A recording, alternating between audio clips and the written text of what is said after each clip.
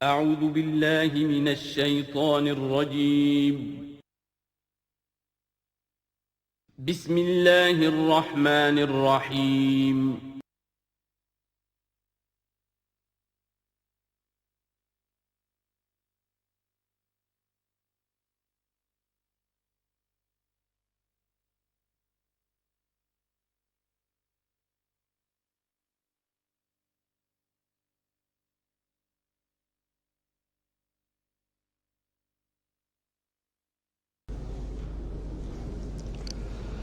اعوذ باللہ من الشیطان الرجیم بسم اللہ الرحمن الرحیم الیوم احل لکم الطیبات وطعام الذین اوتوا الکتاب حل لکم وطعامکم حل لہم والمحصنات من المؤمنات والمحصنات من الذین اوتوا الکتاب من قبلکم اذا آتیتموہن اجورہن محصنین غیر مصافحین ولا متخذی اخدان ومن یکفر بالایمان فقد حبط عملہ وہو فی الآخرۃ من الخاسرین صدق اللہ العظیم۔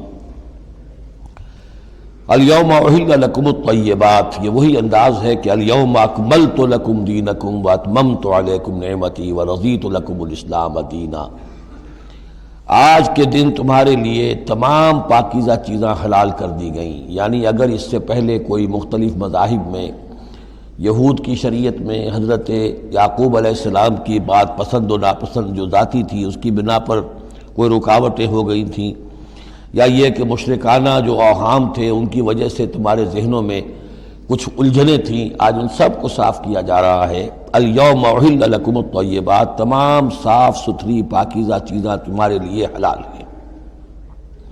وطعام الذین اوتوا الکتاب حل لکم، اور ان لوگوں کا کھانا بھی کہ جنہیں کتاب دی گئی تھی تمہارے لیے حلال ہے۔ لیکن اس میں ظاہر ہونا چاہیے کہ ان کا کھانا کہ جو ظاہر بات ہے کہ اگر عیسائی سور کھا رہا ہوگا تو وہ ہمارے لیے حلال نہیں ہوگا، مطلب یہ کہ ان کا گوشت ذبح کیا ہوا اگر ہو حلال جانور کا تو وہ ہم کھا سکتے ہیں، جانور حلال ہو، اور نمبر دو کہ اسے ذبح کیا گیا ہو۔ وطعامکم حل لہم، اسی طرح تمہارا کھانا بھی ان کے لیے حلال ہے۔ والمحصنات من المؤمنات، اور تمہارے لیے شادی کرنا بھی حلال ہے ان سے بھی کہ جو خاندانی خواتین ہوں اہل ایمان میں سے۔ والمحصنات من الذین اوتوا الکتاب من قبلکم، اور خاندانی خواتین ان لوگوں کی کہ جنہیں کتاب دی گئی تھی تم سے پہلے، یعنی مسلمان مرد جو ہے عیسائی اور یہودی خاتون سے شادی کر سکتا ہے۔ اذا آتیتموہن اجورہن، جب کہ تم انہیں ادا کر دو ان کے مہر۔ محسنین، نیت یہ ہو کہ انہیں گھر میں بسانا ہے، مستقل ایک خاندان کا ادارہ وجود میں لانا ہے۔ غیر مصافحین، صرف شہوت رانی کے لیے نہیں، صرف مستی نکالنے کے لیے نہیں۔ ولا متخذی اخدان، اور نہ ہی کوئی چھپی دوستی یاریاں بنانے کے لیے، کھلم کھلا نکاح ہو، ایک مسلمان مرد کسی عیسائی عورت سے، کسی یہودی عورت سے نکاح کر سکتا ہے۔ اس کے ضمن میں آج کل بہت سے اشکالات ہیں لوگوں کو، تو اس کے ضمن میں وضاحت کیے دیتا ہوں کہ جہاں تک تو شریعت کا اصل حکم ہے وہ تو یہ ہے، اور چونکہ شریعت محمد رسول اللہ پر پوری ہو چکی ہے، اب اس میں کوئی تغیر و تبدل نہیں ہو سکتا، لہذا اس کو منسوخ ہم نہیں کر سکتے، یہ تو قانون جو ہے قائم رہے گا، اور یہ اس کا جواز جو ہے، یہ اس کا جو کچھ لوگوں کو اس کے خلاف جو مصلحتیں نظر آتی ہیں وہ اپنی جگہ پر صحیح ہیں، لیکن اس کے باوجود قانون کو بدلا نہیں جا سکتا۔ اگر ایک خالص اسلامی ریاست ہو تو کچھ عرصے کے لیے کسی ایسی اجازت کو موقوف کیا جا سکتا ہے، جیسے حضرت عمر رضی اللہ تعالیٰ عنہ نے ایک زمانے میں جب کہ قحط پڑا ہوا تھا تو قطع ید کی سزا جو ہے، چوری پر ہاتھ کاٹنے کی سزا کو موقوف کر دیا تھا کہ حالات ایسے ہیں۔ اسی طرح سے عارضی طور پر کسی حکم میں، کسی ایگزیکٹو آرڈر کے ذریعے سے، اسلامی حکومت کے کسی عارضی حکم کے ذریعے سے کوئی پابندی لگ سکتی ہے۔ مثلاً چونکہ صورتحال یہ ہے کہ مسلمان مردوں کو اجازت ہے عیسائی اور یہودی عورتوں سے شادی کی، مسلمان عورت کی شادی نہیں ہو سکتی کسی بھی عیسائی یا یہودی مرد سے۔ اب اس کی کیا علت ہے کہ عام طور پر سمجھا یہی جاتا ہے کہ مرد غالب ہوتا ہے، لہذا اس کا امکان ہے کہ وہ اپنی بیوی کو سیدھے راستے پر لے آئے گا، نہ یہ کہ اس کی بیوی اسے غلط راستے پر لے جائے گی۔ دوسرے یہ کہ اس زمانے میں اولاد ہوتی تھی مرد کی، تو گویا کہ ثابت تھا کہ جو اولاد ہوگی وہ ماں پر نہیں ہوگی، عیسائی نہیں ہوگی، یہودی نہیں ہوگی، بلکہ وہ مسلمان ہوگی۔ دوسرے اس وقت مسلمانوں کا غلبہ ہو گیا تھا، اور یہودی عیسائی جو تھے وہ ان کے گویا کہ تابع ہو چکے تھے. نفسیاتی اعتبار سے یہ دونوں صورتیں اس وقت بدل چکی ہیں. آج مسلمان مغلوب ہیں، یہودی عیسائی جو ہیں ان کا پلڑا بھاری ہے دنیا کی سیاست میں اور دنیا کے معاملات میں. ویسے بھی مرد جو ہیں وہ کمزور ہو چکے ہیں اور عورتوں کا غلبہ ہے. اس حوالے سے مناسب یہی ہے کہ یہ شادیاں نہ ہوں، لیکن حرام ان کو ہم نہیں کہہ سکتے. البتہ کوئی اگر اسلامی ریاست کہیں قائم ہو جائے تو پھر وہ وقتی طور پر جب تک کہ حالات میں کوئی اور تبدیلی نہ ہو جائے مصلحتوں کے پیش نظر اس اجازت کو عارضی طور پر منسوخ کر سکتی ہے. وَمَن يَكْفُرْ بِالْإِيمَانِ فَقَدْ حَبِطَ عَمَلُهُ، تو جس شخص نے ایمان کے ساتھ کفر کیا اس کے تمام اعمال حبط ہو گئے. اب اس میں اشارہ اہل کتاب کی طرف بھی ہو سکتا ہے کہ پہلے وہ صاحب ایمان تھے، جب تک محمد الرسول اللہ تشریف نہیں لائے جو حضرت عیسیٰ کو مانتا تھا وہ مومن تھا، جو حضرت موسیٰ کو مانتا تھا مومن تھا. لیکن یہ کہ اب اگر وہ نہیں مان رہے تو گویا کہ وہ کفر کر رہے ہیں. اور دوسری یہ کہ کوئی شخص ایمان کا مدعی ہو کر ایسی حرکتیں کرے کہ جو کہ کافرانہ ہے تو اس کے تمام اعمال حبط ہو جائیں گے. وَهُوَ فِي الْآخِرَةِ مِنَ الْخَاسِرِينَ، اور آخرت میں وہ ہوگا بڑے خسارہ پانے والوں میں. یا ایھا الذین آمنوا اذا قمتم الی الصلاۃ، اہل ایمان جب تم کھڑے ہو ارادہ کرو قصد کرو نماز کا، فاغسلوا وجوہکم وایدیکم الی المرافق، تو دھو لیا کرو اپنے چہرے بھی اور اپنے دونوں ہاتھ بھی کہنیوں تک. وامسحوا برؤوسکم، اور اپنے سروں پر مسح کر لیا کرو. وارجلکم، اور دھو لیا کرو اپنے پاؤں کو بھی الی الکعبین، ٹخنوں تک. یہ ارجلکم اور ارجلکم دونوں قرأتیں ہمارے ہاں بھی ہیں، مستند قرأتوں میں ہیں. اہل تشیع جو ہے ویسے اس کو مستقل ارجلکم پڑھتے ہیں اور ان کے نزدیک یہ مسح کے ساتھ ہے. وامسحوا برؤوسکم وارجلکم، مسح کر لیا کرو اپنے سروں پر بھی اور پیروں پر بھی. لیکن یہ کہ ہمارے اہل سنت کے نزدیک یہ ارجلکم ہے، اور اس میں چونکہ الی الکعبین کا آ گیا اضافہ، اگر صرف مسح ہوتا تو اس میں کوئی حد بیان کرنے کی ضرورت نہیں تھی. لہذا الی الکعبین کے اضافے سے وہ بالکل اس کے مساوی ہو گیا ہے الی المرافق. جیسے ہاتھوں کو دھونا ہے کہنیوں تک، ایسے ہی پاؤں کو دھونا ہے ٹخنوں تک. وَإِن كُنتُمْ جُنُبًا فَاطَّهَّرُوا، اور اگر تم حالت جنابت میں ہو تو پھر تم اور زیادہ پاکی حاصل کرو، یعنی غسل کرو، پورے جسم کا غسل کرو. وَإِن كُنتُمْ مَرْضَىٰ أَوْ عَلَىٰ سَفَرٍ، اور اگر تم بیمار ہو یا سفر پر ہو. اور جاء أَحَدٌ مِّنكُم مِّنَ الْغَائِطِ، یا کوئی تم میں سے کسی نشیبی جگہ سے ہو کر آئے. عام طور پر قضاء حاجت کے لیے لوگ نشیبی جگہوں پر جاتے تھے. اور لامستم النساء، یا تم نے عورتوں سے مقاربت کی ہو. فلم تجدوا ماء، اور تم نہ پاؤ پانی. فتیمموا صعیدا طیبا، تو ارادہ کرو پاک مٹی کا. فامسحوا بوجوہکم وایدیکم منہ، تو اس سے اپنے چہروں اور ہاتھوں کو مل لو. ما یرید اللہ لیجعل علیکم من حرج، اللہ یہ نہیں چاہتا کہ تم پر کوئی تنگی کرے. پانی نہیں ہے تو مٹی سے. ولکن یرید لیطہرکم، لیکن یہ ضرور چاہتا ہے کہ وہ تمہیں پاک کرے. ولیتم نعمتہ علیکم، اور تم پر اپنی نعمت کا اتمام فرمائے. لعلکم تشکرون، تاکہ تم شکر کا حق ادا کر سکو. واذکروا نعمت اللہ علیکم ومیثاقہ الذی واثقکم بہ. اب دیکھیے ایک میثاق وہ تھا کہ جو بنی اسرائیل سے لیا گیا، اب یہ میثاق اہل ایمان سے ہو رہا ہے.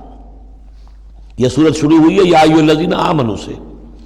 اور یاد رکھنا اپنے اس میثاق کو، اپنی اس نعمت کو جو تم پر ہوئی ہے اللہ کی طرف سے، اور وہ میثاق جو اس نے تم سے باندھ لیا ہے، جس میں اس نے تمہیں باندھ لیا ہے. واثقکم بہ اذ قلتم سمعنا واطعنا، جب تم نے کہا سمعنا واطعنا. سورہ بقرہ کی آخری آیت کہاں ختم ہوئی تھی؟ سمعنا واطعنا، آخری سے پہلی غفرانک ربنا والیک المصیر. جو مسلمان بھی کہتا ہے سمعنا واطعنا، گویا کہ وہ ایک میثاق میں، ایک بہت گاڑھے معاہدے کے اندر اللہ کے ساتھ بندھ گیا. اب اسے اللہ کی شریعت کی پابندی کرنی ہے. وَاذْكُرُوا نِعْمَةَ اللَّهِ عَلَيْكُمْ وَمِيثَاقَهُ الَّذِي وَاثَقَكُمْ بِهِ إِذْ قُلْتُمْ سَمِعْنَا وَأَطَعْنَا وَاتَّقُوا اللَّهَ، اللہ کا تقوی اختیار کرو. ان اللہ علیم بذات الصدور، یقیناً اللہ تعالیٰ جو سینوں کے اندر چیزیں پنہا ہیں ان سے بھی واقف ہے. یا ایھا الذین آمنوا کونوا قوامین للہ شہداء بالقسط. اب وہ آیت نمبر 135 میں نے نوٹ کرائی تھی سورہ نساء کی، اور یہ آیت نمبر 8 ہے سورہ مائدہ کی. ایک ہی مضمون، وہی نسبت زوجیت کو سمجھ لیجئے، صرف یہ کہ عکسی ترتیب ہے. وہاں تھا یا ایھا الذین آمنوا کونوا قوامین بالقسط شہداء للہ، یہاں ہے کونوا قوامین للہ شہداء بالقسط. ایک حقیقت تو میں نے اس وقت بیان کر دی تھی کہ گویا کہ معلوم ہوا کہ اللہ اور قسط مترادف ہے. اللہ کے لیے کھڑے ہو جاؤ، قسط کے لیے کھڑے ہو جاؤ.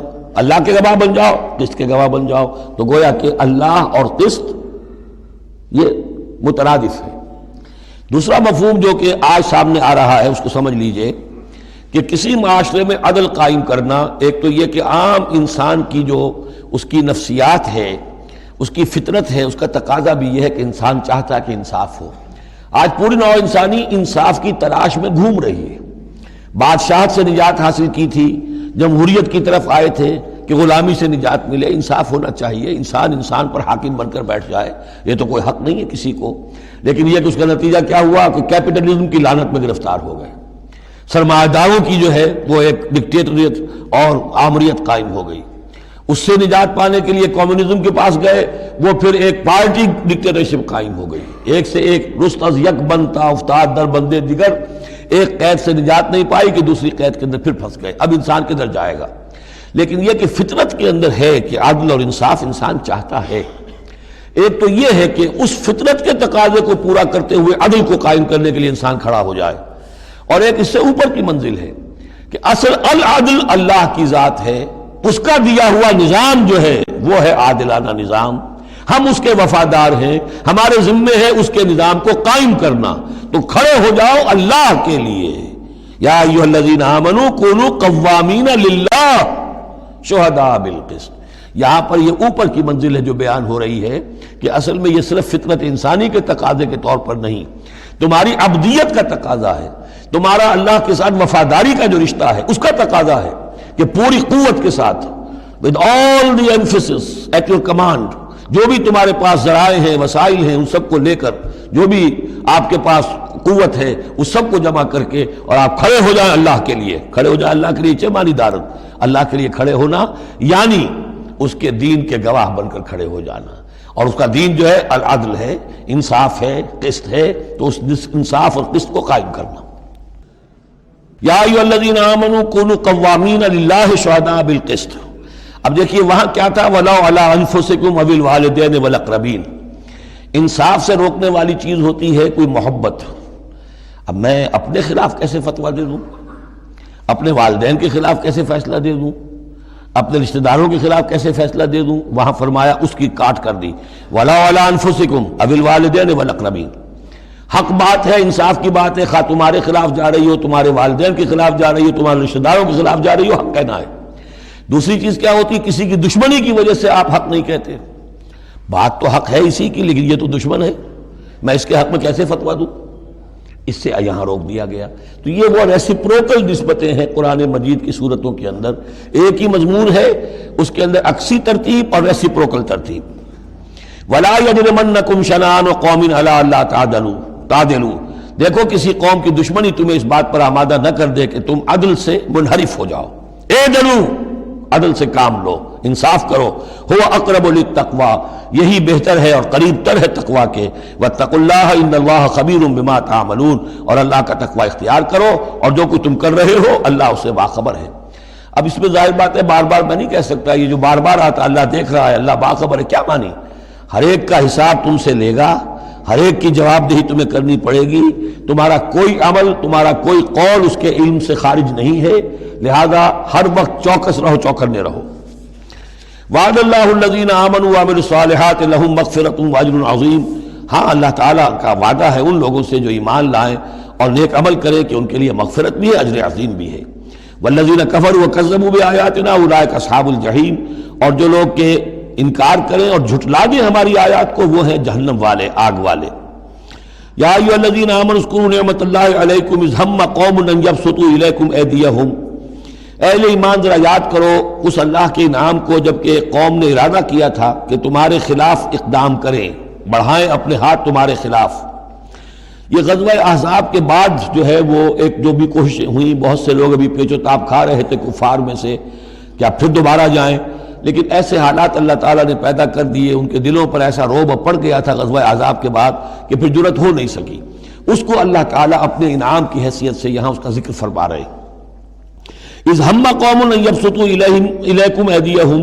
جبکہ ایک قوم نے ارادہ تو کیا تھا کہ وہ اپنے ہاتھ پھیلائیں تمہاری طرف بڑھائیں تمہارے اوپر زیادتی کرنے کے لیے، تم پر فوج کشی کے لیے، فکف ایدیہم عنکم، تو اللہ تعالیٰ نے ان کے ہاتھوں کو روک دیا تم سے۔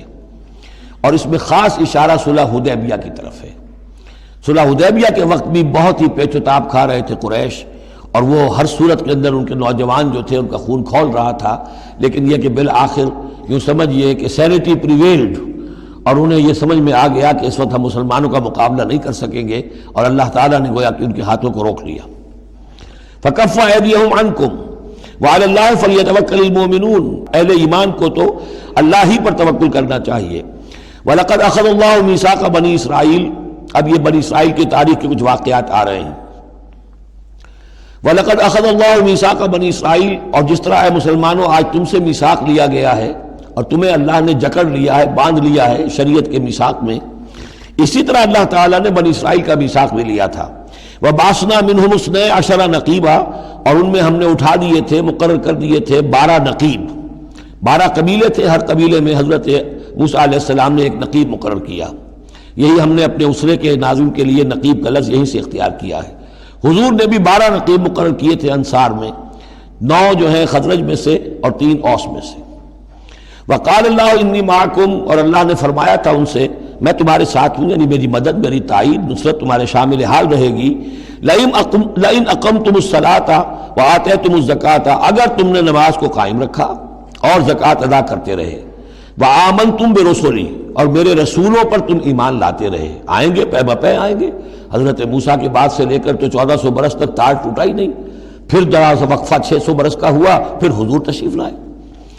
آمنتم برسلی وعزرتموہم، اور ان کی تم مدد کرتے رہو گے، واقرضتم اللہ قرضا حسنا، اور اگر تم اللہ کو قرض حسنا دیتے رہو گے، اپنے مال خرچ کرتے رہو گے اللہ کے دین کے لیے، لأکفرن عنکم سیئاتکم، تو میں لازماً دور کر دوں گا تم سے تمہاری برائیوں کو، ولأدخلنکم جنات تجری من تحتها الانہار، اور میں لازماً داخل کروں گا تمہیں ان باغات میں جن کے دامن میں ندیاں بہتی ہوں گی۔ فمن کفر بعد ذلک، تو جس نے بھی کفر کیا اس کے بعد، منکم تم میں سے، فقد ضل سواء السبیل، تو وہ تو سیدھے راستے سے بہت بھٹک کر رہ گیا۔ فَبِمَا نَقْضِهِمْ مِيثَاقَهُمْ لَعَنَّاهُمْ، بس ان کے اپنے اسی عہد کو توڑنے کے باعث ہم نے ان پر لعنت فرمائی۔ یہ لعناہم جو میں نے وہاں پر محذوف قرار دیا تھا، یہاں پر وہ واضح آ گیا۔ فَبِمَا نَقْضِهِمْ مِيثَاقَهُمْ لَعَنَّاهُمْ، ہم نے ان کے اسی میثاق کو توڑنے کے پاداش میں ان پر لعنت فرمائی۔ وَجَعَلْنَا قُلُوبَهُمْ قَاسِيَةً، اور ان کے دلوں کو سخت کر دیا۔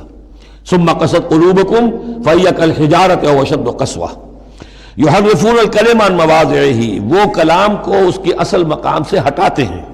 ونسوا حظا مما ذکروا بہ، اور وہ جو کچھ کہ ان کو دیا گیا تھا نصیحت کے طور پر، ہدایت کے طور پر، اس کے اکثر حصے کو بھول گئے یا اس سے فائدہ اٹھانا انہوں نے چھوڑ دیا۔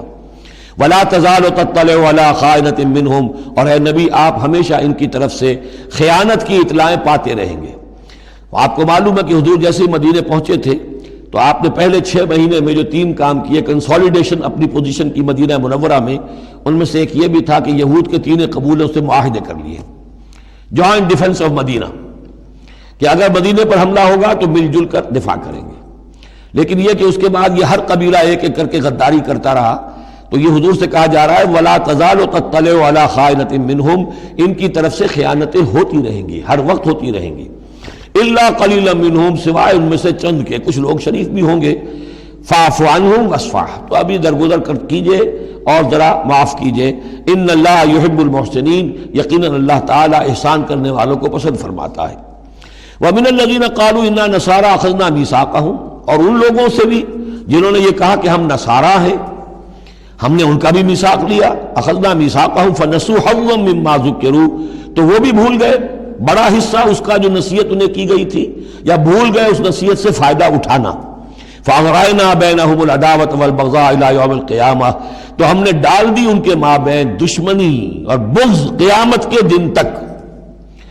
عیسائیوں میں تو خاص طور پر، ایک تو ہے عیسائی اور یہودیوں کے درمیان جو دشمنی رہی ہے، یہ جو ہمارا دور ہے اصل میں اس میں عارضی طور پر صورتحال تبدیل ہو گئی ہے، لیکن واقعہ یہ ہے کہ پورے 2000 برس تک، لگ بھگ 100 برس نکال دیجئے تو 1900 برس تک شدید دشمنی رہی ہے یہودیوں اور عیسائیوں کے درمیان۔ کیونکہ عیسائی سمجھتے تھے کہ جسے ہم خدا سمجھتے ہیں اس کے قاتل یہ ہیں، انہوں نے سولی چڑھایا ہے۔ یہودی سمجھتے تھے کہ کافر جو تھا، مرتد جو تھا، جادوگر تھا، ولد الحرام تھا، ولد الزنا تھا، اسے یہ خدا کا بیٹا بنائے پھرتے ہیں۔ اب یہ اس قدر یعنی کنٹراسٹ ہے اتنی ایک دوسرے کے خلاف کہ ان کے اندر کوئی پوائنٹ آف میٹنگ ہے ہی نہیں، شدید دشمنی رہی۔ اسی طریقے سے عیسائیوں کے اندر پھر جو فرقے بنے ہیں اور ان میں جو خانہ جنگی ہوئی ہے، پوری انسانی تاریخ اس کی مثال پیش کرنے سے قاصر ہے۔ ایک اتنی موٹی کتاب لکھی ایک صاحب نے، لندن میں ہے، بلڈ آن دی کراس، صلیب پر خون، وہ جو کتاب ہے وہ بتاتی ہے، میں حیران رہ گیا پڑھ کر، ہم لوگ نہیں واقف ہیں ان کی تمام چیزوں سے، یورپ میں جو کچھ ہوتا رہا ہے عیسائیوں کے فرقوں کے مابین، کیتھولکس اور پروٹیسٹنٹس کے درمیان، اس کی ہلکی سی جھلک اب بھی آئرلینڈ میں نظر آتی ہے۔ کسی طریقے سے ہمارے ہاں شیعہ سنی فساد کبھی نہیں ہوا عثمانی میں، کہیں محرم کے موقع پر ہو جاتا تھا، ان دنوں وہ سیاسی معاملات زیادہ ہو گئے ہیں، ورنہ فساد کی نوبت بہت کم آئی، بہت کم۔ لیکن خونریزی، قتل اور غارت گری جو وہاں ہوئی ہے اس کی کوئی مثال نہیں دنیا میں۔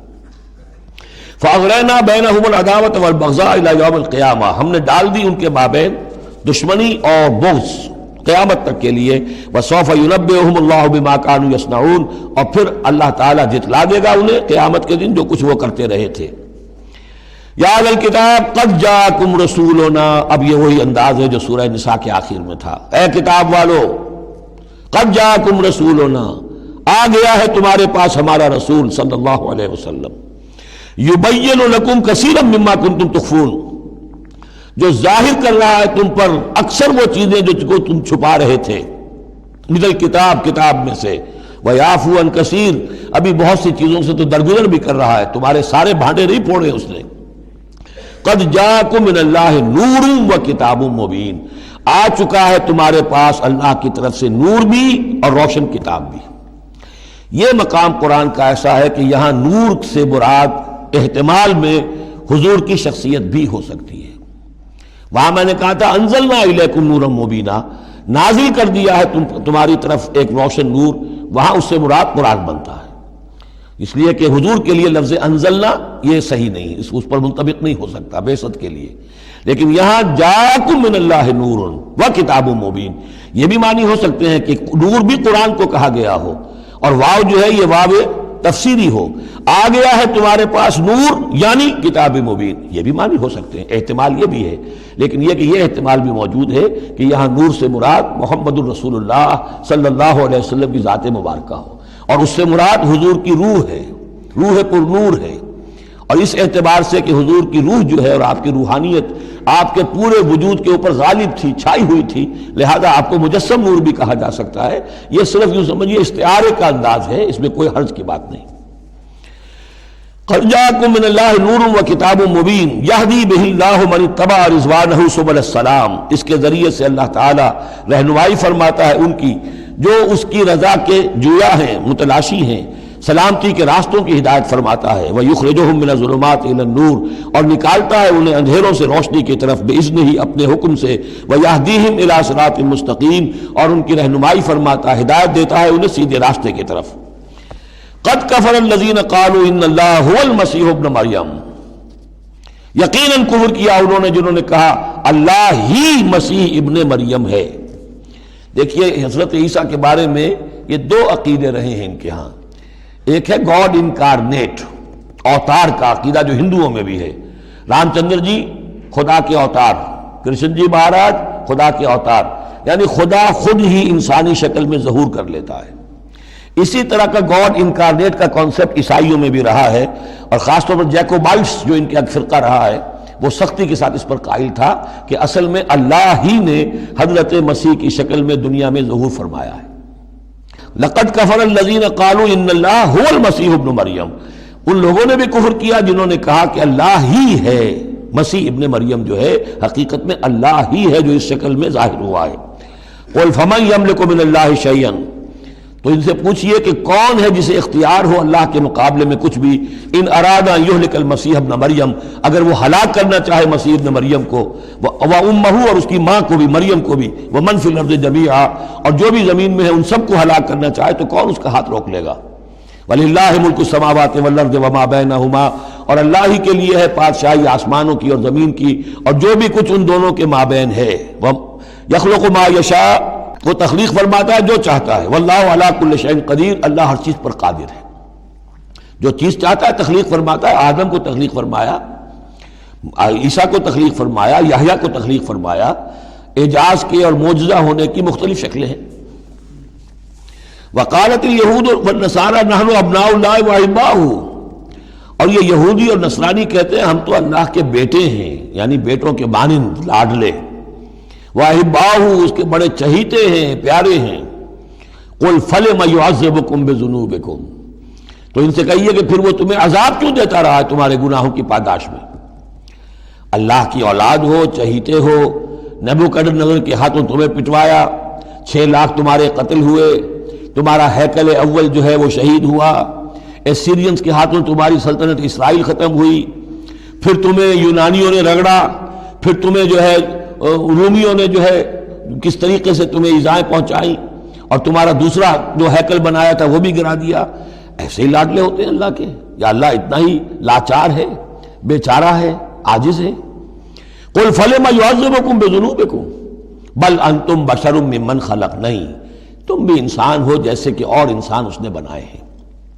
یغفر لمن یشاء، وہ جس کی چاہتا ہے بخشش فرماتا ہے، ویعذب من یشاء، جس کو چاہتا ہے سزا دیتا ہے۔ وللہ ملک السماوات والارض، آسمان اور زمین کی کل بادشاہی اللہ ہی کے لیے ہے، وما بینہما، اور جو کچھ ان دونوں کی مابین ہے ان کی بھی، وإلیہ المصیر، اور اسی کی طرف لوٹ جانا ہے۔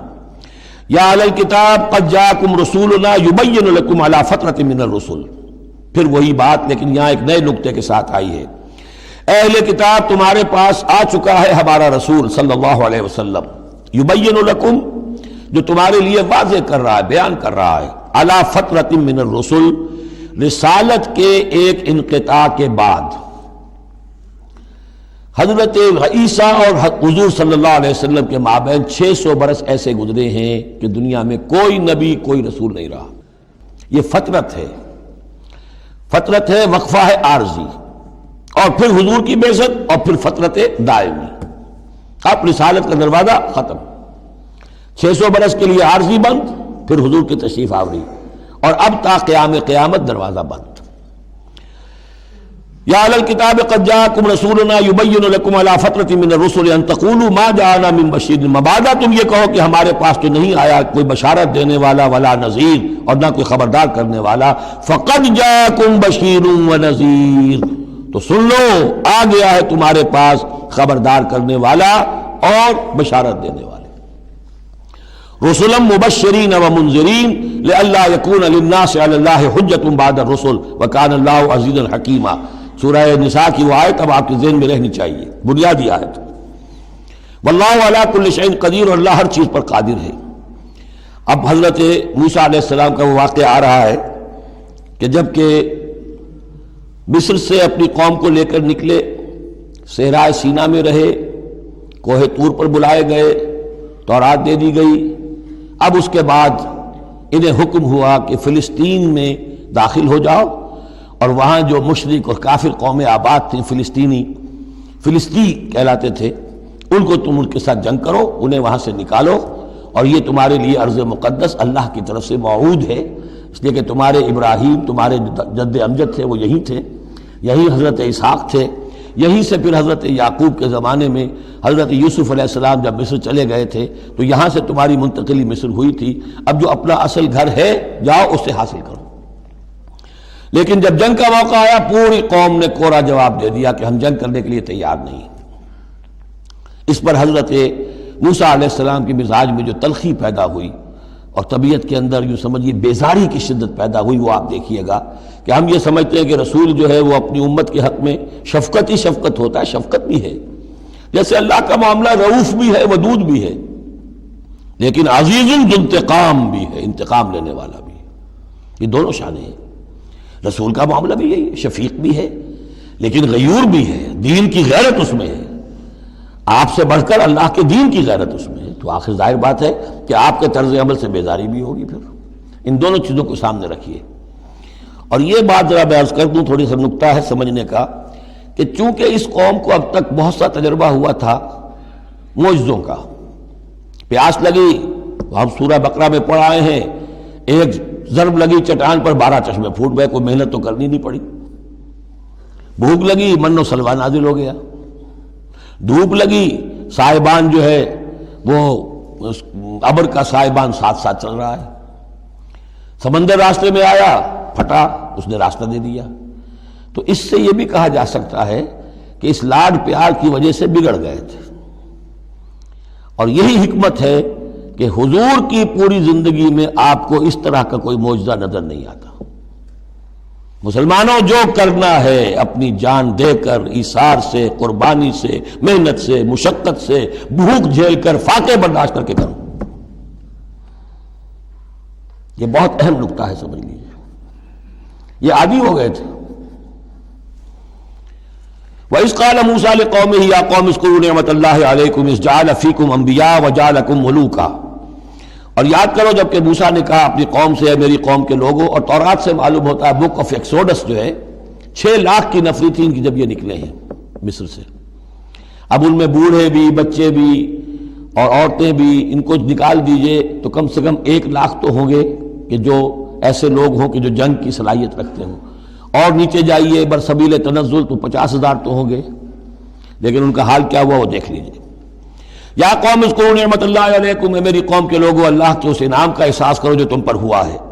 اذ جعل فیکم انبیاء، جبکہ تمہارے اندر اس نے نبی اٹھائے، یعنی خود میں نبی ہوں، میرے بھائی ہارون نبی ہیں، حضرت موسیٰ نبی تھے، حضرت یوسف نبی تھے جو آئے تھے، وجعلکم ملوکا، اور تمہیں بادشاہ بنایا ہے۔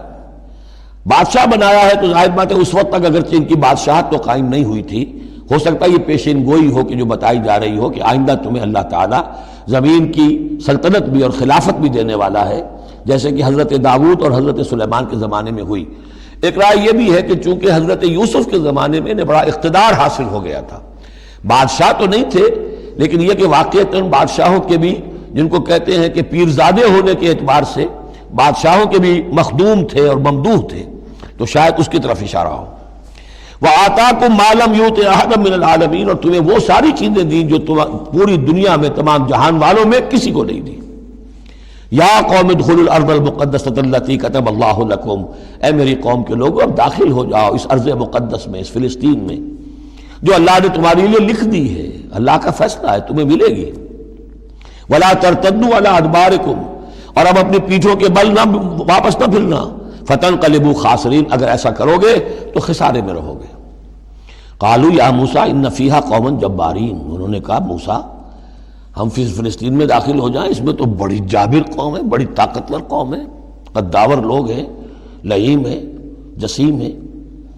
ان فیہا قوما جبارین وانا لن ندخلها حتی یخرجوا منها، ہم اس زمین میں داخل نہیں ہوں گے، اپنے قدم نہیں بڑھائیں گے جب تک کہ وہ وہاں سے نکل نہ جائیں۔ وَإِن يَخْرُجُوا مِنْهَا فَإِنَّا دَاخِلُونَ، وہ نکل جائیں پھر ہم داخل ہو جائیں گے۔ قَالَ رَجُلَانِ مِنَ الَّذِينَ يَخَافُونَ، کہا 2 اشخاص نے کہ جو خوف رکھتے تھے اللہ کا بھی، انعم اللہ علیہما، اللہ نے بھی ان پر انعام کیا تھا۔ یہ 2 شاگرد تھے جو قریبی صحابی یا حواری تھے حضرت موسیٰ کے۔ یوشع ابن نون تو وہ ہے کہ جو پھر ان کے بعد جانشین بھی ہوئے، اور گمان غالب یہی ہے کہ وہ نبی بھی تھے، اور دوسرے تھے کالب بن یفنہ۔ تو ان دونوں نے اپنے قوم کے لوگوں کو سمجھانا چاہا۔ قال رجلان من الذین یخافون انعم اللہ علیہما ادخلوا علیہم الباب، ہمت کرو دروازے میں ایک دفعہ گھسو تو صحیح۔ فاذا دخلتموہ فانکم غالبون، جب تم داخل ہو جاؤ گے تو غلبہ تمہیں مل جائے گا۔ وعلی اللہ فتوکلوا، اللہ پر توکل کرو، ان کنتم مؤمنین، اگر تم مومن ہو۔ قالوا یا موسیٰ انا لن ندخلها ابدا، انہوں نے کہا موسیٰ ہم تو کبھی بھی، یہ ترجمہ کبھی بھی اصل میں کیا گیا ہے اس مصحف میں بھی، لیکن یہ گرامر کے اندر عربی محاورے میں ابدا، ہرگز ہرگز، ہم ہرگز ہرگز داخل نہیں ہوں گے۔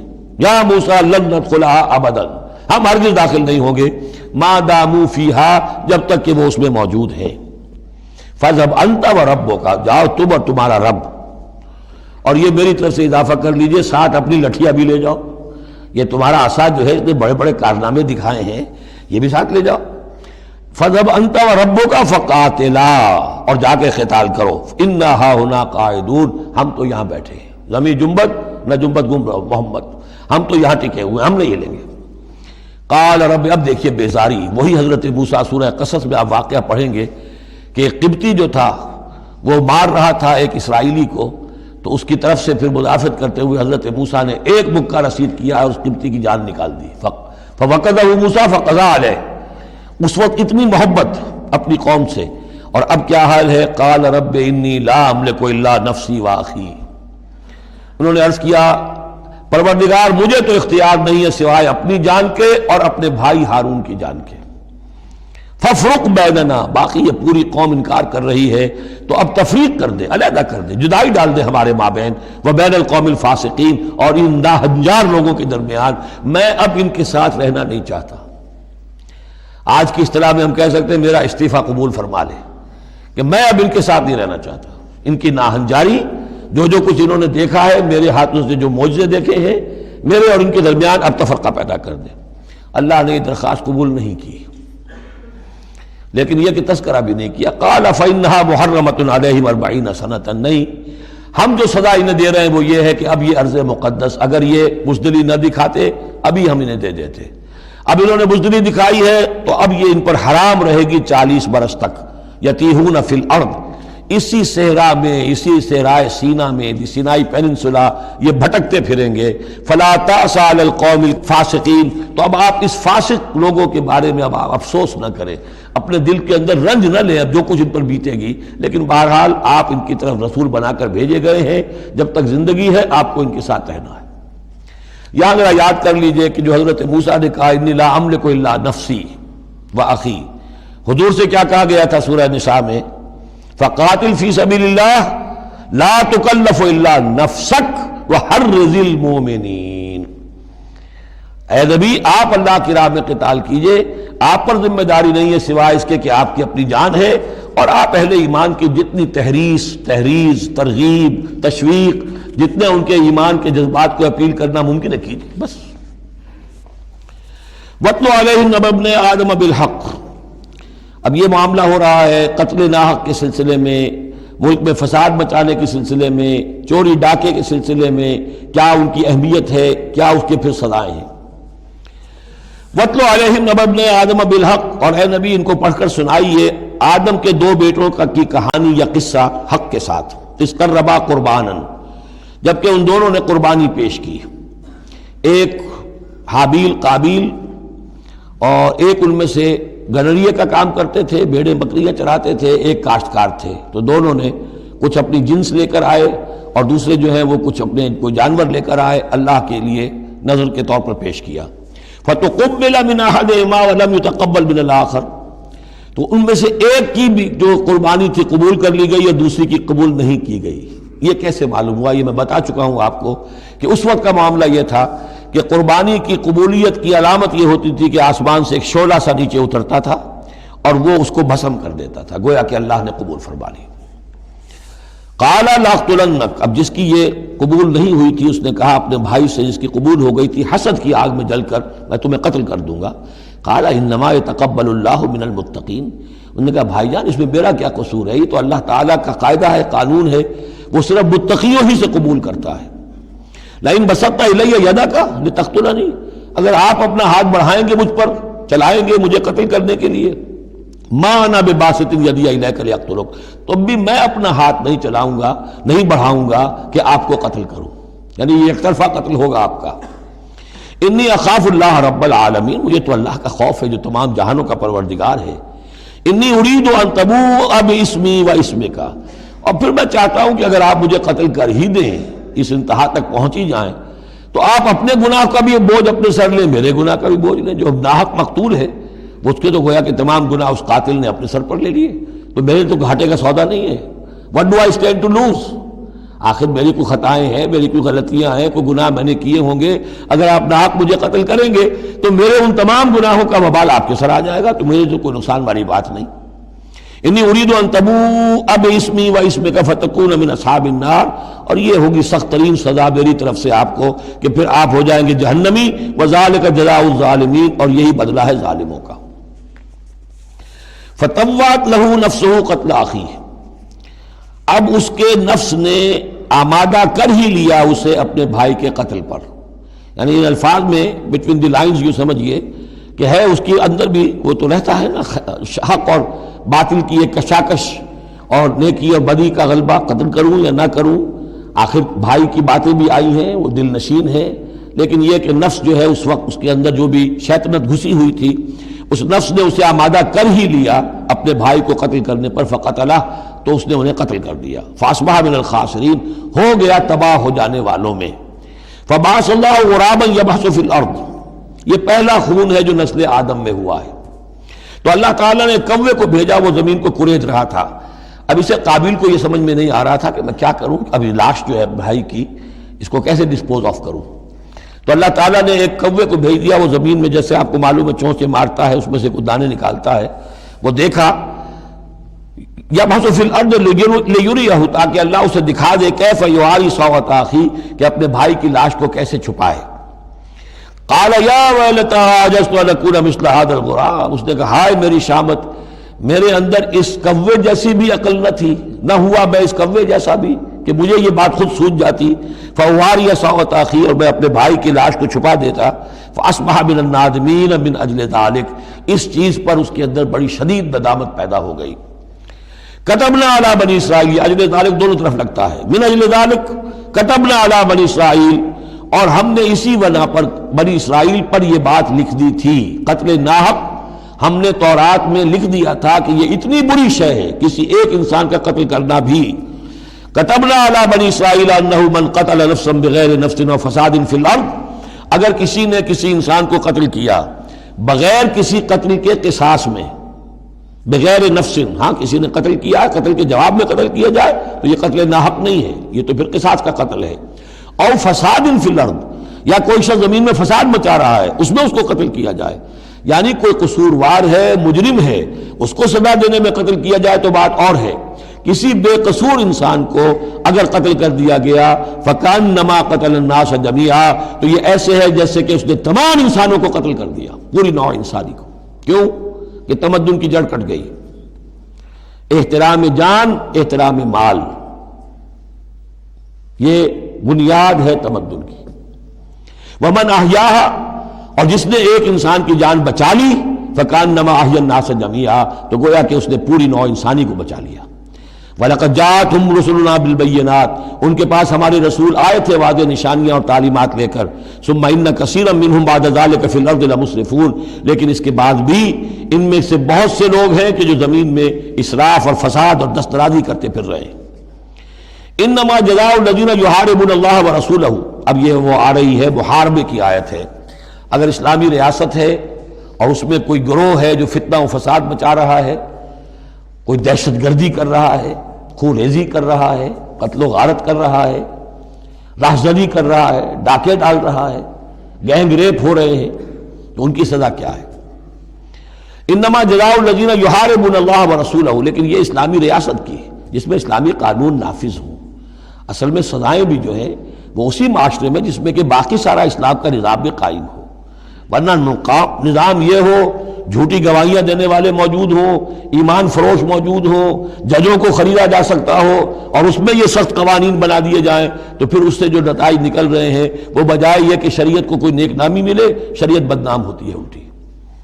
تو پورا نظام، جیسا کہ میں نے کہا تھا کہ لا جو ہے قانون، وہ سسٹم کو سبسرو کرتا ہے۔ سسٹم صحیح ہو، اب وہ قانون صحیح جو ہے اسے سپورٹ کرے گا اور اسے برقرار رکھے گا، اس کی حفاظت کا ذمہ دار ہوگا۔ انما جزاء الذین یحاربون اللہ ورسولہ، یقیناً بدلہ ان لوگوں کا کہ جو محاربہ کرتے ہیں، چیلنج کرتے ہیں اللہ کو اور اس کے رسول کو، یعنی اسلامی ریاست کو، ویسعون فی الارض فسادا، اور زمین میں وہ فساد مچاتے پھرتے ہیں، ان یقتلوا، کہ انہیں قتل کیا جائے، بلکہ یقتلوا نہیں ہے، یقتلوا، ان کے ٹکڑے کیے جائیں، تقتیل، یقتلوا تقتیلا، اور یسلبوا، یا انہیں سولی چاہا جائے، اور تقطع ایدیہم وارجلہم من خلاف، یا ان کے ہاتھ اور پاؤں مخالف سمتوں سے کاٹا جائے، ایک ہاتھ کاٹ دیا جائے، ایک پاؤں کاٹ دیا جائے، اور ینفوا من الارض، یا انہیں ملک بدر کر دیا جائے، ذالک لہم خزی فی الدنیا، یہ تو ہے ان کے لیے دنیا کی زندگی میں رسوائی، وَلَهُمْ فِي الْآخِرَةِ عَذَابٌ عَظِيمٌ، اور آخرت میں ان کے لیے مزید بہت بڑا عذاب ہے۔ إِلَّا الَّذِينَ تَابُوا مِن قَبْلِ أَن تَقْدِرُوا عَلَيْهِمْ، سوائے اس کے کہ جو لوگ توبہ کر لیں اس سے پہلے کہ تم ان پر قابو پاؤ۔ ایک تو یہ ہے کہ توبہ کر لی ہے، ابھی وہ ڈاکو پکڑے نہیں گئے، پکڑے جانے سے پہلے توبہ کر رہے ہیں، اس میں رعایت کی گنجائش ہے، لیکن جب پکڑے گئے اب توبہ کا دروازہ بند ہو گیا۔ الا الذین تابوا من قبل ان تقدروا علیہم، سوائے ان کے کہ جو توبہ کر لیں اس سے پہلے کہ تم ان کے اوپر قابو پاؤ، فاعلموا ان اللہ غفور الرحیم، تو ان کے ساتھ نرمی کی جا سکتی ہے، تو جان لو کہ اللہ تعالیٰ غفور اور رحیم ہے۔ یہی معاملہ کیا تھا حضرت علی رضی اللہ تعالیٰ عنہ نے خوارج کے ساتھ، کہ اگر تم اپنے غلط عقیدے پر قائم رہو میں تمہیں کچھ نہیں کہوں گا، لیکن تم اگر خون ریزی کرو گے، قتل و غارت کرو گے، تو پھر ظاہر بات ہے کہ میں تمہارے ساتھ رعایت نہیں کر سکتا، محض عقیدے کی حد تک میں تمہیں کچھ نہیں کہوں گا۔ یا ایھا الذین آمنوا اتقوا اللہ وابتغوا الیہ الوسیلۃ وجاہدوا فی سبیل اللہ لعلکم تفلحون، اہل ایمان اللہ کا تقوی اختیار کرو اور اس کی جناب میں اس کا قرب تلاش کرو۔ اس لفظ نے بھی کافی لوگوں کو پریشان کیا ہے۔ وسیلے کا لفظ اردو میں آتا ہے تو ذریعے کے معنی میں آتا ہے، وسیلہ ذریعہ، کسی تک پہنچنے کا ذریعہ، سفارش کے لیے کسی کو وسیلہ بنا لیا، کسی کو ذریعہ بنا لیا۔ عربی میں وسیلہ کے یہ معنی نہیں ہے، عربی میں وسیلے کے معنی قرب ہے صرف۔ بدقسمتی سے بعض تو الفاظ ایسے ہیں کہ جو عربی میں ان کا مفہوم بالکل کچھ اور ہے، اردو میں کچھ اور ہے، بعض ایسے ہیں کہ کچھ تھوڑا تھوڑا فرق ہے۔ جیسے ذلیل کا لفظ ہے، عربی میں اس کے معنی ہے صرف کمزور، اردو میں اس کے معنی ہے کمینے کے، بڑا زمین و آسمان کا فرق آ گیا۔ جیسے کہ ہم پڑھ آئے ہیں وَلَقَدْ نَصَرَكُمُ اللَّهُ بِبَدْرٍ وَأَنْتُمْ أَذِلَّةٌ، اے مسلمانوں یاد کرو اللہ نے تمہاری مدد کی تھی بدر میں جبکہ تم بہت کمزور تھے۔ اب اگر وہاں ذلیل کا ترجمہ اردو والا کر دیا جائے تو پھر ہمارے ایمان کے لالے پڑ جائیں گے۔ اسی طریقے سے عربی میں جہل کے معنی جو ہے وہ جذباتی ہونا ہے، ان پڑھ ہونا نہیں، پڑھے لکھے جاہل ہو سکتے ہیں، جذباتی ہیں، اکھڑ ہے، اکھڑ مزاج کے لوگ ہیں، وہ غیر عالم کو جاہل نہیں کہتے، لیکن اردو میں جاہل کہتے ہیں جو ان پڑھ ہو۔ اسی طریقے سے یہ لفظ وسیلہ ہے، اس کا جو اصل مفہوم ہے قرب۔ اے اہل ایمان اللہ کا تقوی اختیار کرو، نمبر ایک۔ وابتغوا الیہ الوسیلہ، نہیں آگے بڑھو، اس کا قرب تلاش کرو، تقرب، اس سے نزدیک ہو جاؤ، قریب سے قریب ہو جاؤ۔ لیکن اس تقرب کا ذریعہ کیا ہوگا؟ وجاہدوا فی سبیلہ لعلکم تفلحون، اس کی راہ میں جہاد کرو تاکہ تم فلاح پاؤ۔ اس سے بات بالکل کھل گئی، تقوی اور تقرب اللہ کے لیے جہاد۔ تقوی شرط لازم ہے، پہلے تو یہ کہ جو حرام چیزیں ان سے آپ بچیں، جن چیزوں سے روک دیا گیا ہے ان سے رک جائیں، اور اللہ کی نافرمانی جو ہے اس سے باز آ جائیں۔ اب اس کے بعد اس کی طرف آگے بڑھنا چاہتے ہیں، تقرب حاصل کرنا چاہتے ہیں، اس کی راہ میں جہاد کیجیے۔ ان الذین کفروا لو ان لهم ما فی الارض جميعا ومثلہ معہ، یقیناً وہ لوگ جنہوں نے کفر کیا اگر ان کے پاس ہوتی وہ ساری دولت کی جو زمین میں ہے کل کی کل، اور اتنی ہی اور بھی ہوتی، لیفتدوا بہ من عذاب یوم القیامہ، کہ وہ اس کے ذریعے سے فدیہ دے کر چھوٹ سکے قیامت کے دن کے عذاب سے، ما تقبل منہم، وہ ان سے ہرگز قبول نہیں کی جائے گی۔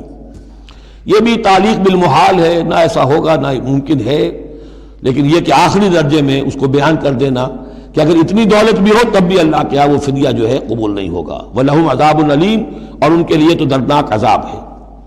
يُرِيدُونَ أَن يَخْرُجُوا مِنَ النَّارِ وَمَا هُمْ بِخَارِجِينَ مِنْهَا، وہ چاہیں گے کہ آگ سے کس طرح نکلے لیکن نکل نہیں پائیں گے۔ وَلَهُمْ عَذَابٌ مُقِيمٌ، اور ان کے لیے ہوگا قائم رہنے والا عذاب، مسلسل دائم اور قائم۔ وَالسَّارِقُ وَالسَّارِقَةُ فَاقْطَعُوا أَيْدِيَهُمَا، اور چوری خواہ مرد کرے خواہ چوری کرنے والی عورت ہو، ان دونوں کا ہاتھ کاٹ دو، ایک ایک ہاتھ، ایدیہما، ان کے ایک ایک ہاتھ کاٹ دو۔ جزاء بما کسبا، یہ بدلہ ہے ان کے کرتوت کا، نکالا من اللہ، اور یہ عبرتناک سزا ہے اللہ کی طرف سے۔ اب دیکھیے یہاں میں مثال دیتا ہوں آپ کو اہل قرآن کی حکمت اور ان کی سمجھداری کی۔ غلام احمد پرویز صاحب کہتے ہیں کہ یہ جو ہے کہ ہاتھ کاٹ دو چور کا، اس کا مطلب ہے ایسا نظام بنا دو کہ چوری کی ضرورت ہی نہ پڑے۔ اچھا یہ تو ہم بھی چاہتے ہیں کہ نظام ایسا ہو، کفالت عامہ ہو، کوئی شخص مجبوراً چوری نہ کرے، اس لیے کہ اس کی کفالت کے لیے اگر موجود ہے، وہ ریاست جو ہے اس کی تمام بنیادی ضروریات کی وہ انڈر رائٹ کر رہی ہے تو اسے چوری کی ضرورت نہیں ہے۔ ہم بھی چاہیں گے کہ یہ بات ٹھیک ہے، لیکن یہ کہ اس کا مطلب یہ ہے، یہ غلط ہے۔ لیکن قرآن کس طرح اپنی حفاظت کرتا ہے؟ ایسے نظام کا قائم کرنا عبرت ہوگی، ایسا نظام کا قائم کرنا ان کے کرتوتوں کی سزا ہوگی۔ قرآن مجید پر اس قسم کا باطل جو ہے حملہ آور نہیں ہو سکتا۔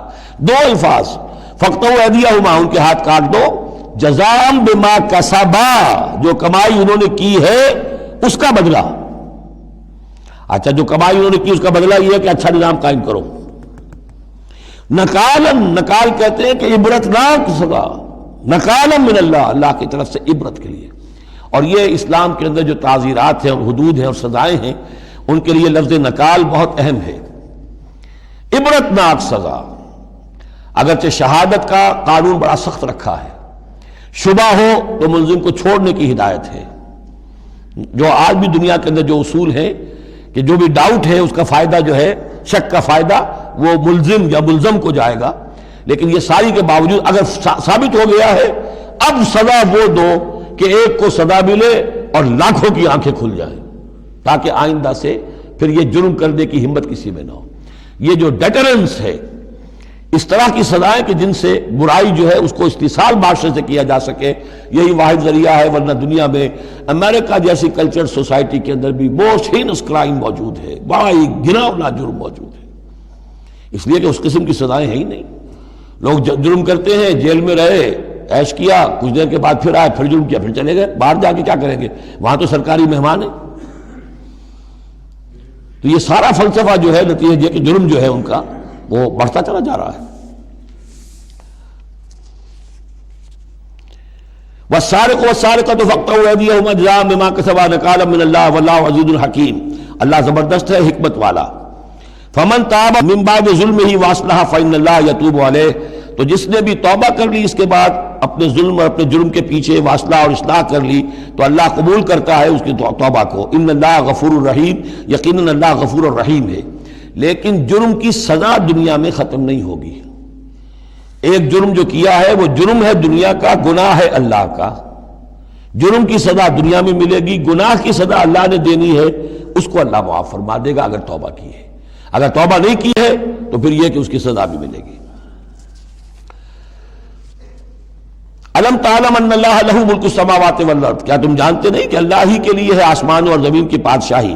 یعذب من یشاء ویغفر لمن یشاء، وہ سزا دے گا جس کو چاہے گا اور بخش دے گا جسے چاہے گا۔ واللہ علی کل شیء قدیر، اللہ ہر چیز پر قادر ہے۔ یا ایھا الرسول لا يحزنک الذین یسارعون فی الکفر من الذین قالوا آمنا بافواہہم ولم تؤمن قلوبہم۔ یہ پھر ذکر آ رہا ہے، لیکن یہاں بھی گڑبڑ ہے معاملہ سورہ بقرہ کی طرح۔ منافقین پر بھی انطباق ہوگا اس کا، اور اہل کتاب کے بھی وہ لوگ جو ان کے طرف کے منافق تھے، جن کا میلان اسلام کی طرف بھی تھا، چاہتے بھی تھے کہ مسلمانوں میں شامل رہے، لیکن وہ اپنے ساتھیوں کو بھی چھوڑنے کو تیار نہیں تھے۔ تو یہ جو بیچ بیچ میں مذبذبین بین ذالک تھے، یہ دونوں طرف کے لوگ تھے۔ یا ایھا الرسول لا يحزنک الذین یسارعون فی الکفر، اے رسول صلی اللہ علیہ وسلم نہ غمگین ہو آپ ان لوگوں کی سرگرمیوں سے، بھاگ دوڑ سے، کہ جو کفر کے ضمن میں بڑی سرگرمی دکھا رہے ہیں۔ من الذین قالوا آمنا بافواہہم، ان لوگوں میں سے جو اپنے منہ سے تو کہتے ہیں کہ ہم ایمان رکھتے ہیں، ولم تؤمن قلوبہم، اور ان کے دل ایمان نہیں لائے ہیں۔ ومن الذین ہادوا، اور اسی طرح کے لوگ یہودیوں میں سے ہیں۔ سماعون للکذب، یہ بڑے ہی غور سے سنتے ہیں، توجہ سے سنتے ہیں جھوٹ کو۔ سماعون لقوم آخرین، اور یہ سنتے ہیں کچھ اور لوگوں کے لیے، یعنی ایک تو یہ ہے کہ ان کی جھوٹی باتیں بڑی توجہ سے سنیں گے، شیاطین جو ہیں ان کے، وَإِذَا خَلَوْا إِلَىٰ شَيَاطِينِهِمْ قَالُوا إِنَّا مَعَكُمْ إِنَّمَا نَحْنُ مُسْتَهْزِئُونَ۔ پھر یہ کہ ان کی طرف سے جاسوس بن کر آئیں گے مسلمانوں کے ہاں، کہ یہاں بڑی توجہ سے بات سنتے ہیں تاکہ جا کے رپورٹ کر سکے، آج محمد نے یہ کہا، آج فلاں معاملہ ہوا صلی اللہ علیہ وسلم۔ تو سماعون لقوم آخرین، اس کے دونوں ترجمے ہو سکتے ہیں کہ وہ دوسری قوم کی باتوں کو بڑی توجہ سے سنتے ہیں، یا سنتے ہیں دوسری قوم کے لوگوں کے لیے، انہیں رپورٹ کرنے کے لیے، ان کے اسپائس کی حیثیت سے آ کر۔ لم یاتوک، جو آپ کے پاس نہیں آتے، یعنی ان کے جو گرو گھنٹال ہیں، ان کے جو لیڈر ہیں، ان کے جو شیاطین ہیں، وہ آپ کے پاس نہیں آتے۔ یہ جو بین بین کے لوگ ہیں در حقیقت وہ آتے ہیں جن کے ذریعے سے یہ سارا معاملہ جو ہے جاسوسی کا چل رہا ہے۔ یحرفون الکلم من بعد مواضعہ، وہ کلام کو پھیر دیتے ہیں اس کی جگہ کے اور موقع اور محل کے معین ہو جانے کے بعد۔ یقولون ان اوتیتم ھذا فخذوہ، وہ کہتے ہیں اگر تمہیں یہ شے مل جائے تو لے لینا۔ کوئی مقدمہ ہے، وہ لا رہے ہیں حضور کے پاس، پہلے سے طے کر رکھا ہے، اگر تو فیصلہ یہ ہوگا محمد کا ہم قبول کر لیں گا، اگر یہ فیصلہ نہیں کریں گے ہم فیصلہ رد کر دیں گے۔ اور اسی سے یہ بات سمجھ لیجئے کہ اصل میں فتح مکہ تک جس معنی میں ہم لفظ بولتے ہیں ریاست، اسلامی ریاست، پورے طور پر ایک ہماگیر ریاست پورے طور پر مدینے میں فتح مکہ کے بعد قائم ہوئی ہے، پہلے قائم نہیں ہوئی۔ ورنہ کسی ریاست میں دو جوڈیشل سسٹمز نہیں ہو سکتے، ایک ریاست ایک عدالتی نظام۔ یہ لوگ جب چاہتے تھے حضور کے پاس آ جاتے تھے، جب چاہتے تھے کسی اور یہودیوں کی عدالت میں لے جاتے تھے، تو پیرلل نظام وہاں چل رہے تھے۔ ہماگیر ریاست وحدت کی حیثیت سے، ایک آرگینک ہول کی حیثیت سے یہ فتح مکہ کے بعد قائم ہوئی ہے۔ یقولون ان اوتیتم ھذا فخذوہ، کہتے ہیں کہ اگر یہ فیصلہ ملے تو تم لے لینا، قبول کر لینا، وَإِن لَّمْ تُؤْتَوْا فَاحْذَرُوا، اور اگر یہ شہادت تمہیں ملے، نہ فیصلہ ملے، یہ ڈگری نہ تمہارے حق میں جاری کی جائے تو پھر بچ جانا، کترا جانا۔ وَمَن يُرِدِ اللَّهُ فِتْنَتَهُ فَلَن تَمْلِكَ لَهُ مِنَ اللَّهِ شَيْئًا، اور جس کو اللہ تعالیٰ ہی نے فتنے میں مبتلا کرنے کا فیصلہ کر لیا ہو تو تم اس کے لیے اللہ تعالیٰ کے مقابلے میں کوئی مددگار نہ پاؤ گے، کوئی شے نہیں ملے گی۔ اولئک الذین لم یرد اللہ ان یطہر قلوبہم، یہ وہ لوگ ہیں کہ جن کے دلوں کو پاک کرنا اللہ نے چاہا ہی نہیں۔ لم یرد اللہ ان یطہر قلوبہم لہم فی الدنیا خزی، ان کے لیے دنیا میں بھی رسوائی ہے، وَلَهُمْ فِي الْآخِرَةِ عَذَابٌ عَظِيمٌ، اور آخرت میں ان کے لیے دردناک اور بہت بڑا عذاب ہے۔ سماعون للکذب، یہ خوب سنتے ہیں اچھی طرح اور چٹخارے لے لے کر سنتے ہیں جھوٹ کو۔ اکالون للسحت، خوب کھانے والے ہیں پیٹ بھر بھر کر حرام کے۔ فَإِن جَاءُوكَ، پھر اگر یہ آپ کے پاس آئیں، فَحْكُم بَيْنَهُمْ، آپ چاہیں تو ان کا مقدمہ لیں اور فیصلہ کریں، او عارض عنہم، آپ چاہیں تو ان کا مقدمہ لینے سے انکار کر دیجیے، کیونکہ نیتیں ان کی نیک نہیں ہیں، وہ آپ کا فیصلہ لینے نہیں آئے، طے کیے بیٹھے ہوئے پہلے سے کہ اگر فیصلہ یہ ہوگا تو قبول کر لیں گے ورنہ ہم لوٹ کے آ جائیں گے۔ تو ایسے لوگوں پر اپنا وقت ضائع کرنا جو ہے اس کو کوئی ضرورت نہیں ہے۔ لیکن یہ کہ اندیشہ یہ ہو سکتا تھا کہ یہ جا کے پروپیگنڈا کریں گے، دیکھو ہم تو گئے تھے محمد کے پاس مقدمہ لے کر، یہ کیسے نبی ہے، رسول ہے، یہ مقدمے کا فیصلہ کرنے کو تیار نہیں۔ تو یہ جو اندیشہ ہو سکتا تھا اس کی پھر آگے اللہ تعالیٰ کی طرف سے حضور کو اطمینان دلایا جا رہا کہ آپ پرواہ نہ کریں اس اندیشے کی۔ فَإِن جَاءُوكَ فَاحْكُم بَيْنَهُمْ أَوْ أَعْرِضْ عَنْهُمْ، اگر وہ آئیں آپ کے پاس اپنا مقدمہ لے کر تو چاہے تو آپ فیصلہ کریں اور چاہے اعراض کریں۔ وَإِن تُعْرِضْ عَنْهُمْ، اگر آپ ان سے اعراض کریں گے، ان کا مقدمہ جو ہے فیصلہ کرنے سے انکار کر دیں گے، فَلَن يَضُرُّوكَ شَيْئًا، وہ آپ کو کوئی ضرر نہیں پہنچا سکیں گے۔ ان کے مخالفانہ پروپیگنڈے سے قطعاً کوئی آپ کو ہراساں ہونے کی ضرورت نہیں ہے۔ وَإِنْ حَكَمْتَ، اور اگر آپ فیصلہ کریں، فَحْكُم بَيْنَهُمْ بِالْقِسْطِ، تو بہرحال آپ کو فیصلہ کرنا ہے عدل اور قسط کے ساتھ، انصاف کے ساتھ۔ ان اللہ یحب المقسطین، یقیناً اللہ تعالیٰ جو ہے وہ انصاف کرنے والوں کو پسند کرتا ہے، ان سے محبت کرتا ہے۔ وَكَيْفَ يُحَكِّمُونَكَ، اور اے نبی یہ کیسے آپ کو حکم بناتے ہیں، یہود کی طرف اشارہ ہے۔ وَعِندَهُمُ التَّوْرَاۃ، ان کے پاس تورات موجود ہے، نیک نیت ہو تو اسی کے فیصلے کو لے کر چلیں۔ فِيهَا حُكْمُ اللَّهِ، اس میں اللہ کا حکم موجود ہے۔ ثُمَّ يَتَوَلَّوْنَ مِن بَعْدِ ذَلِكَ، پھر بھی وہ اس کے بعد بھی اس سے روگردانی کرتے ہیں۔ وَمَا أُولَٰئِكَ بِالْمُؤْمِنِينَ، اور حقیقت میں یہ لوگ مومن نہیں ہیں، ایمان سے خالی ہیں، ایمان سے تہی دست ہیں، ان کا اصل روگ یہ ہے۔ بارک اللہ لی ولکم فی القرآن العظیم ونفعنی وإیاکم بالآیات والذکر الحکیم۔